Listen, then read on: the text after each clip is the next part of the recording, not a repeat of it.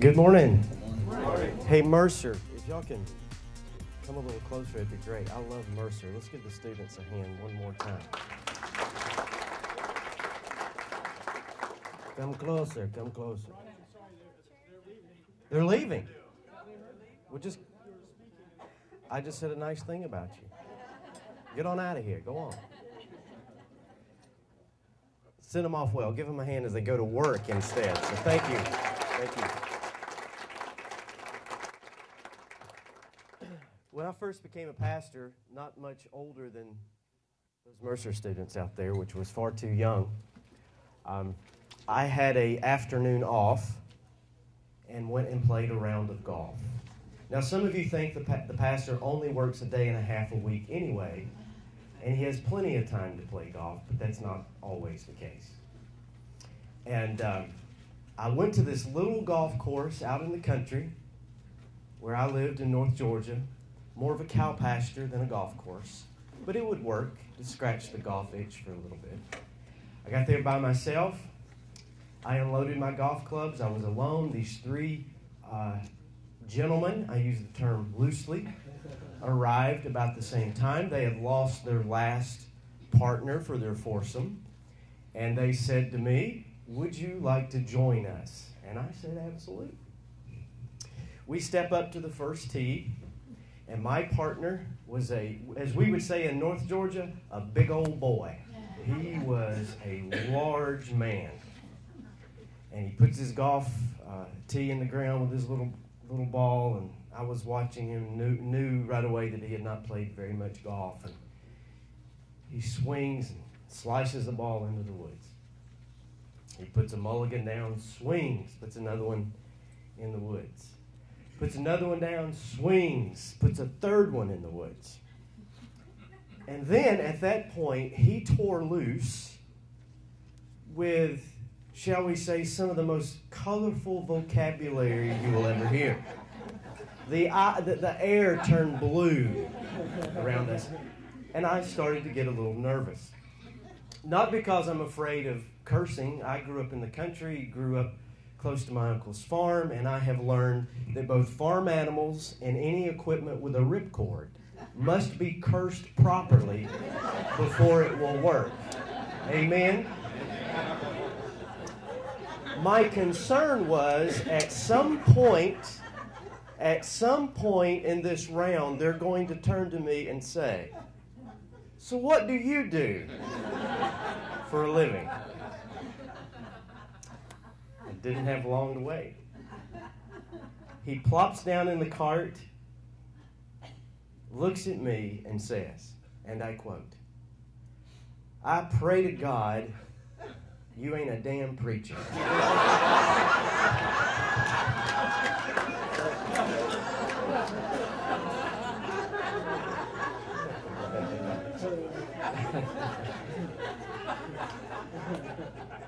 And I said, "I'm afraid I am." Then some other words followed because he thought I was kidding him. And I said, "I wish I was kidding you at this point, but I'm not." They did not play very well.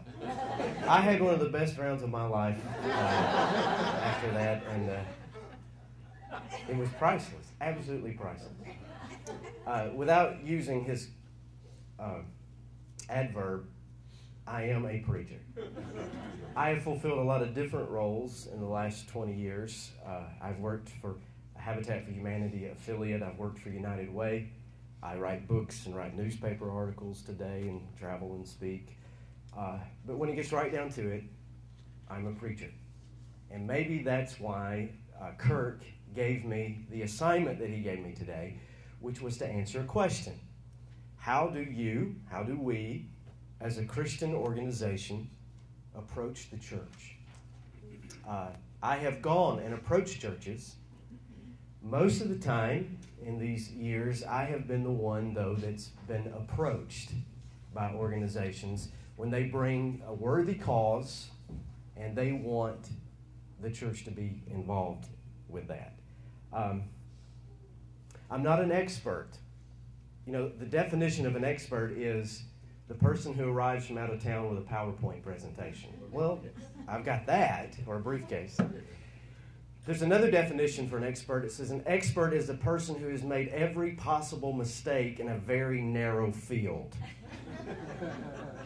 I might be that kind of expert. So I'm not, Moses standing on the mountain and telling you how to do this.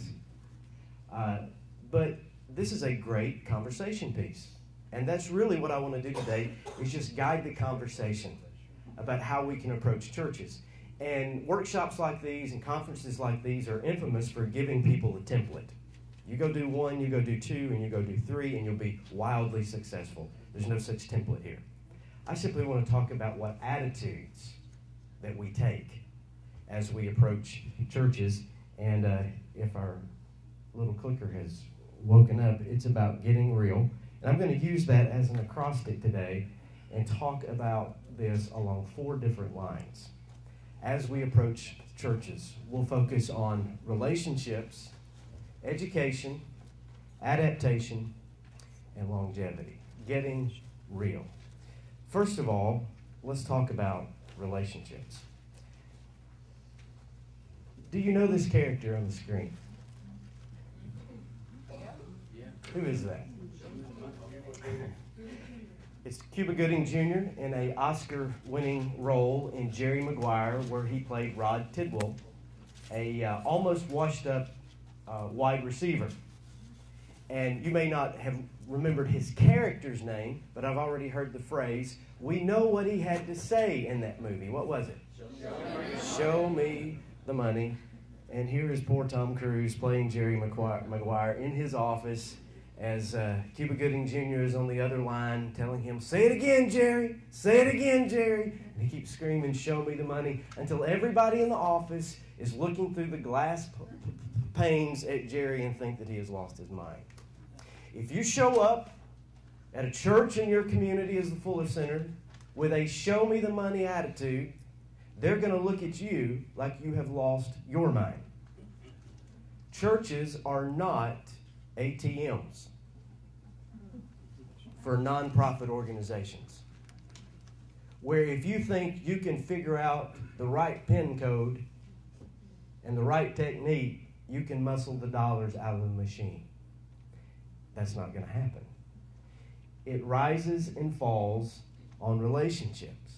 Here's the rest of the little Jerry Maguire story. What caused Jerry all of his trouble is he had a crisis of conscience about money and about how people were being treated.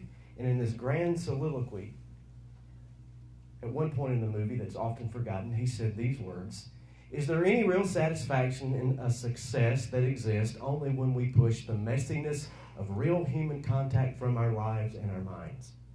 We need more honesty, more focus, more truth. We must crack open our tightly clenched fist, give a little back. Eventually, smaller will become bigger, especially in our hearts. Jerry came to the conclusion that what was most important for him was relationships and not just money. And it doesn't matter if you're involved in government or nonprofits or healthcare or finance or hospitality or construction or the faith community. What matters at the end of the day and at the end of our careers, at the end of whatever task we have been assigned, what matters is that we cared for the people that we came in contact with. And if the work that we are involved in is so important, and we believe it is, and it's so important that we would invite others to join us in that work, then those people that we asked to join our work, we must treat them with the dignity and the respect that deserves. Treat them like people. I borrowed this from William Miller, and you may be familiar with him. William Miller says that you can gauge how well your relationships are based on your refrigerator.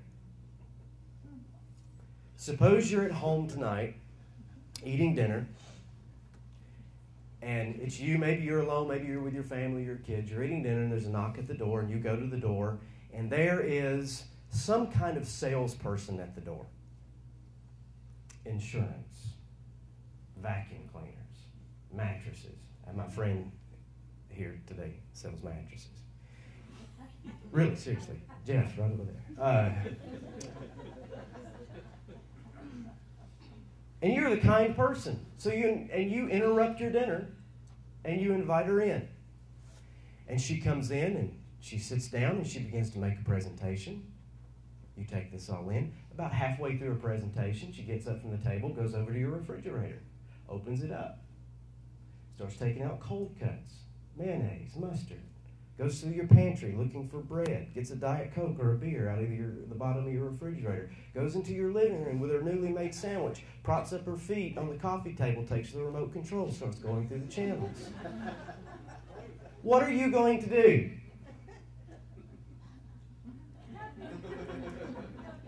Not all of you are Southern belles that would do nothing. What are you going to do? Throw her out or call the cops? Or you're going to be offended, first of all. Reset it. There's a knock at the door at dinner. You're having dinner there. You go to the door. It's your best friend. He comes in. Goes straight to the refrigerator. Begins to do this same thing.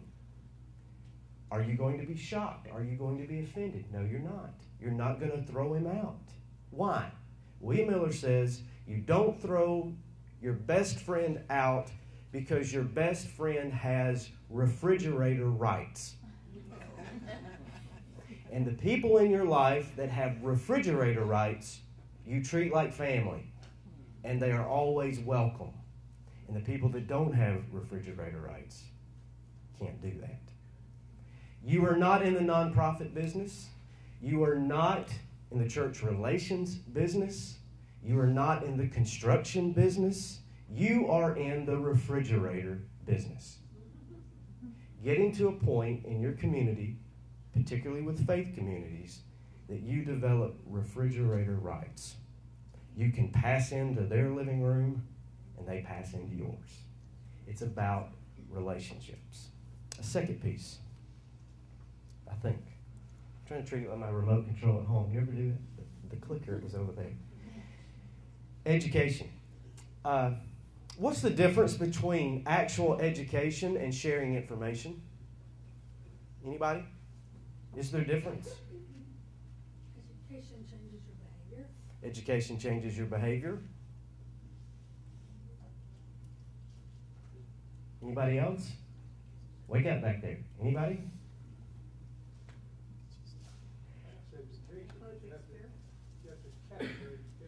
You have to catch it. You have to get it.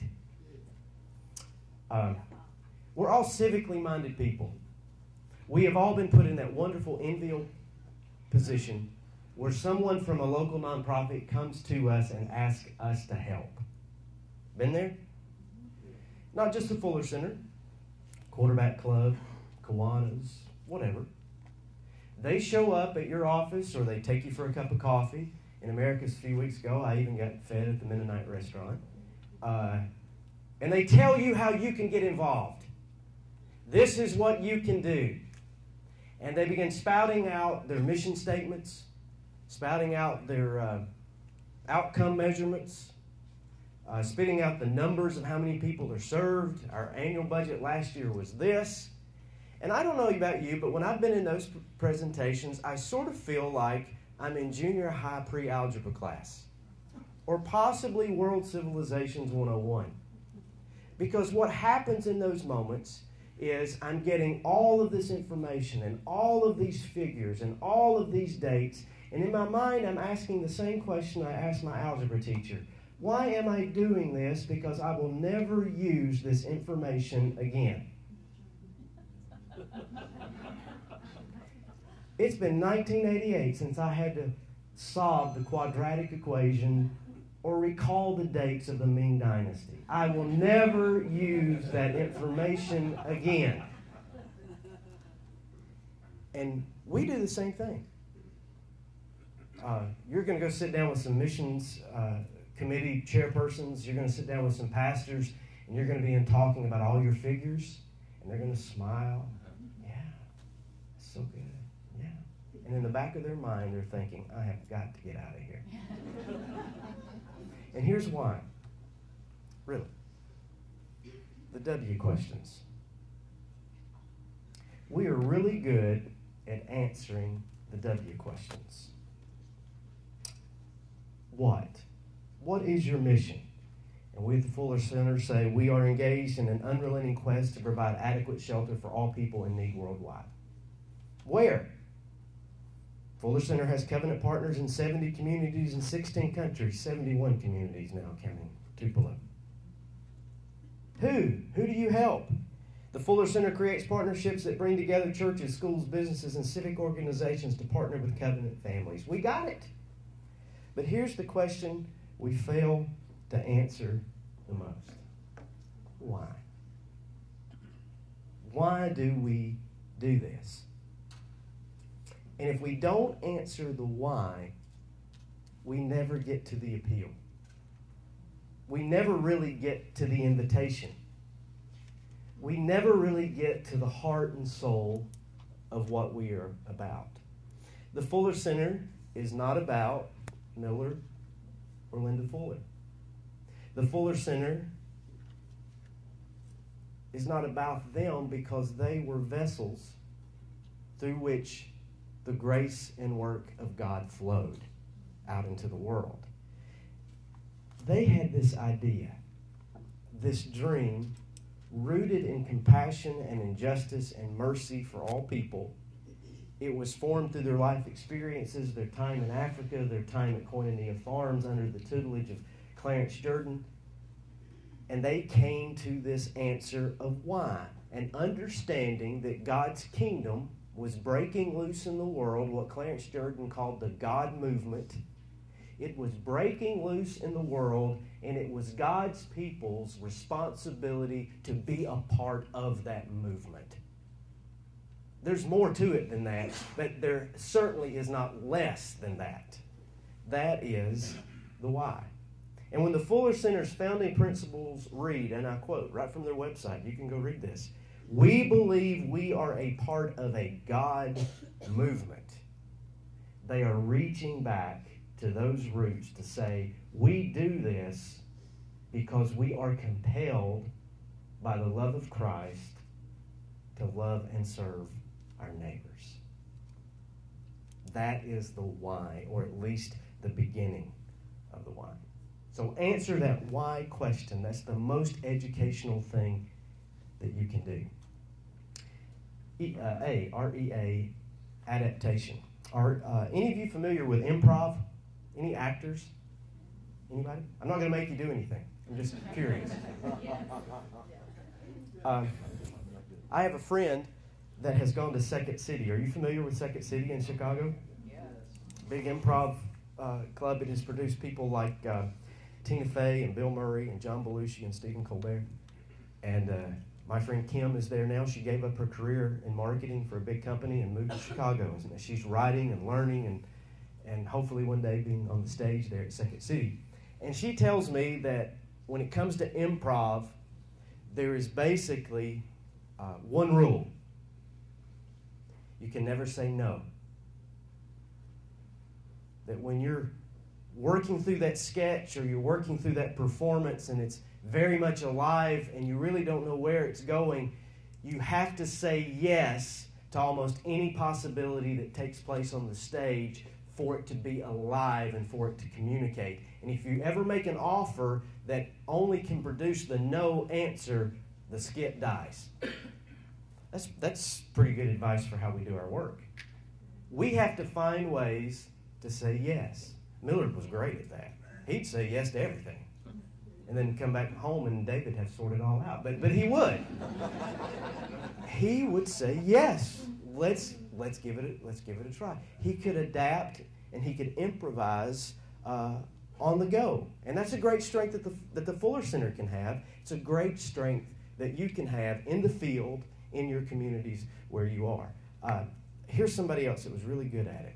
His name is Russell Johnson, better known as Roy Hinckley. The professor. There you go.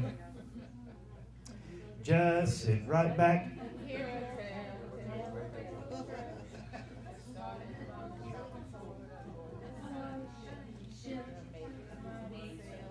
Some of these folks up here are singing better than they were those hymns. They know that. They know that song.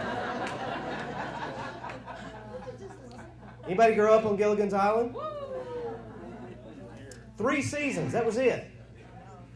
Only 3, can you believe that? Yeah. Forever in syndication. Yeah. I thought when I was a kid there must be 20 seasons of this stuff. Only 3 seasons has made an incredible impact on our culture and on our communities.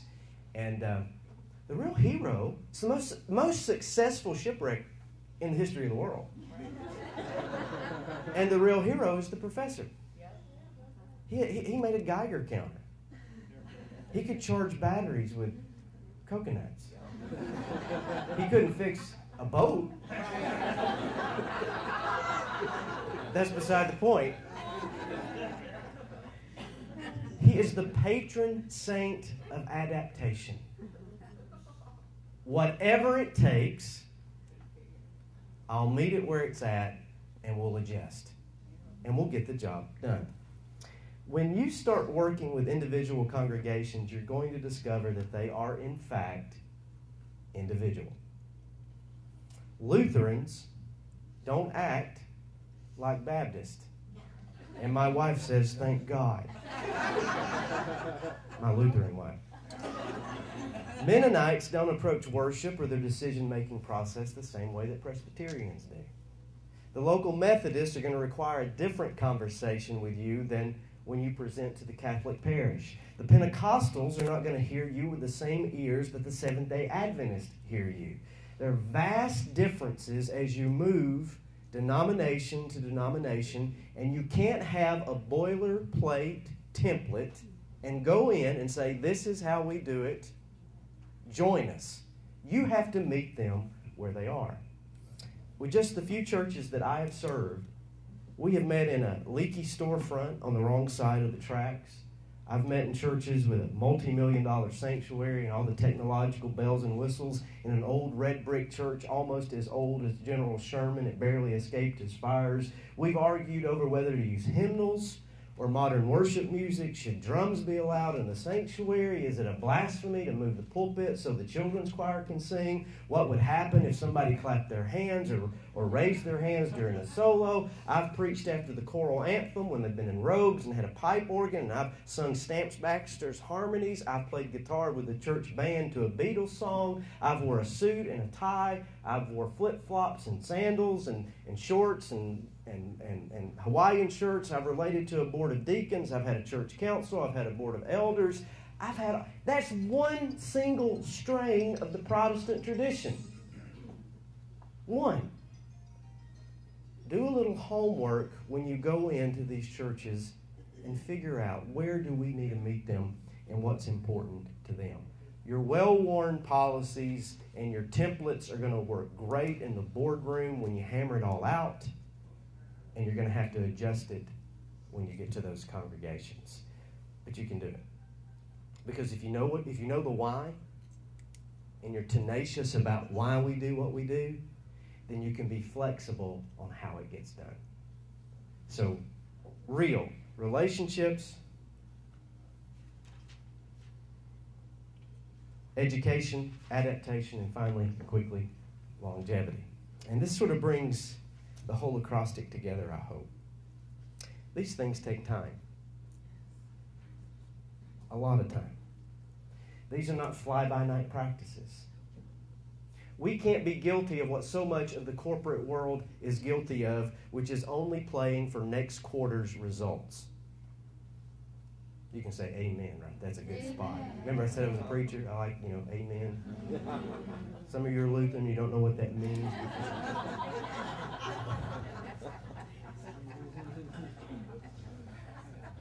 Get involved in this thing for the long haul.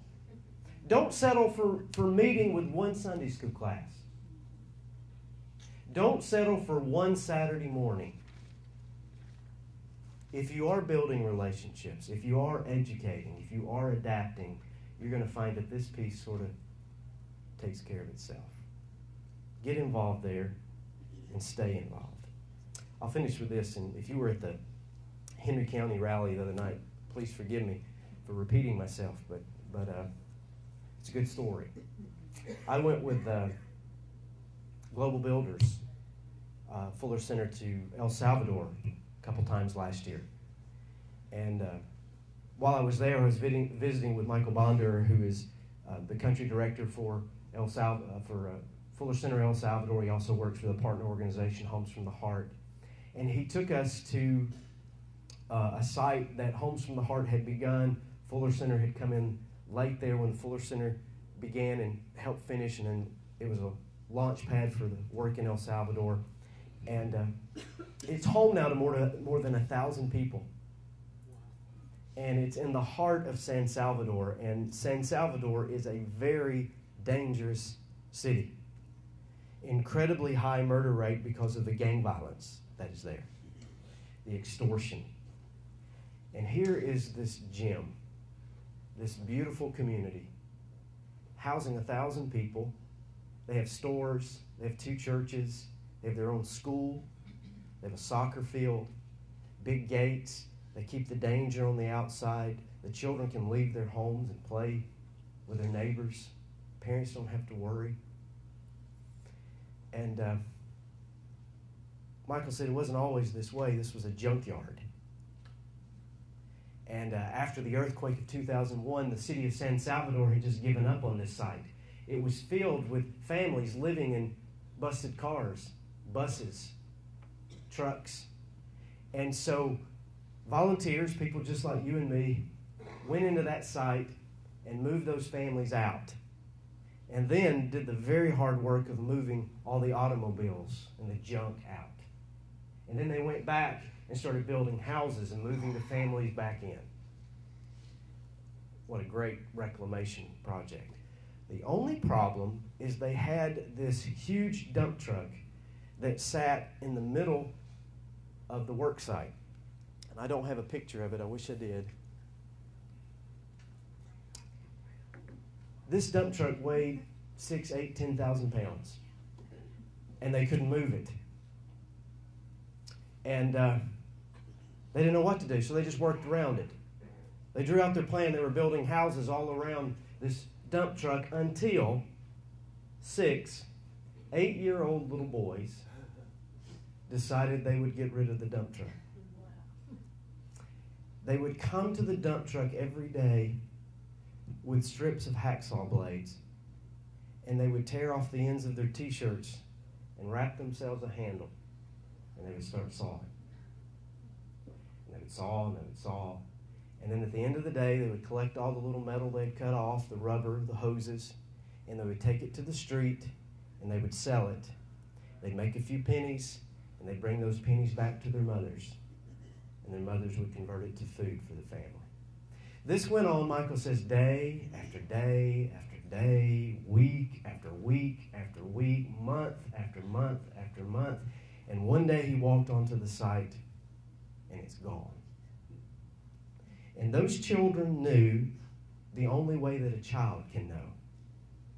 The blessed ignorance that when someone tells you it cannot be done, that yes, it can be done. Slowly. And so when you get discouraged, and you will, and when you get tired, and you will, just keep busting your knuckles a little bit, day in and day out. God's kingdom will come. Amen. Amen. Thank you for letting me share with you today.